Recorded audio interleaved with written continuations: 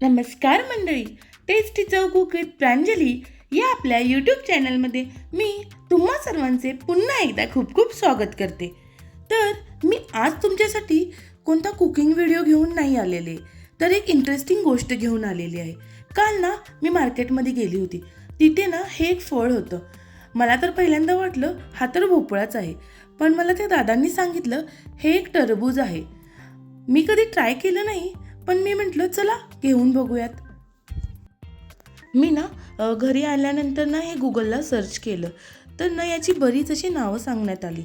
सनमेलन, सारडा, कॅनरा टरबूज असं बरंच काही. तुम्ही हे कधी खाल्लंय का किंवा तुम्ही हे कधी पाहिलंय का? पण मी खरंच सांगते, मी हे पहिल्यांदाच पाहिलं होतं, म्हणून मला ही जास्त थोडी इंटरेस्टिंग गोष्ट वाटली. तर चला आपण हे कट करून बघूयात. आता ना मी हे कट करून घेते आणि कट केल्यानंतर ना जे आपलं मस्क मिलन असतं त्याप्रमाणेच याचा वास येतो आहे आणि त्याचप्रमाणे याच्या बिया देखील आहेत. तुम्ही ते बघा, आपल्या मस्क मिलनला पण अशाच प्रकारच्या बिया असतात, म्हणजे मध्ये असं त्याचप्रमाणे याला बिया आहेत आणि याचं टेक्स्चर ना ॲपलसारखं आहे, म्हणजे सफरचंदासारखं. मी इथे ना याच्या बिया काढून घेते आणि मी सर्च केल्यानंतर मला कळालं याचे फायदे देखील खूप आहेत. सांगितलं जातं की हे हायड्रेशनसाठी खूप फायद्याचं आहे, म्हणजे आपली शरीरातील जी पाण्याची कमतरता असते ती भरून निघते आणि याने पचनक्रिया सुधारते आणि त्याचप्रमाणे हे आपले हृदय निरोगी ठेवते, आपला रक्तदाबही नियंत्रित करते व हे आपले त्वचा आणि केस यासाठीही खूप फायदेशीर आहे. हे खाल्ल्यानंतर असं म्हणतात की आपली त्वचा आणि केस हे चमकदार होतात. याचा आपण ज्यूसही करू शकतो.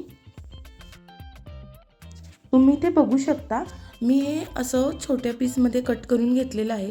याचं टेक्स्चर अगदी म्हणजे सफरचंदासारखंच असतं, त्यामुळे हे कट करण्यासाठी इझी जातं आणि हे अगदी आपल्या जे मस्क मिलन असतं त्याचसारखं लागते. थोडीशी त्याची फक्त आंबट आणि गोड अशी मिक्स टेस्ट येते, पण ना हे खूप छान लागते आणि इंटरेस्टिंग आहे. आणि तुम्ही याची साल काढून घ्या. बघा, मी इथे सगळ्या आपल्या फोडींची साल काढून घेतलेली आहे. मी यातले अर्धच फळ चिरून घेतलेलं आहे आणि अर्ध मी तसंच ठेवते. आणि मी 2 फळं आणलेली होती, त्यापैकी हे बघा, हे तर खूप जास्त मोठं आहे.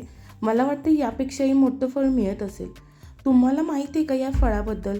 जर माहीत असेल तर मला कमेंट सेक्शनमध्ये नक्की सांगा आणि तुम्ही कधी हे फळ खाल्लं आहे का तेही मला नक्की सांगा. मी इथे रियांशलाही टेस्ट करण्यासाठी दिलं, कारण तो खूप एक्सायटेड होता की मम्मा हे काय आहे काय आहे त्यासाठी. तर तुम्ही अशा प्रकारचं फळ कधी खाल्लं आहे का किंवा बघितलं आहे का हे मला कमेंट करून नक्की सांगा.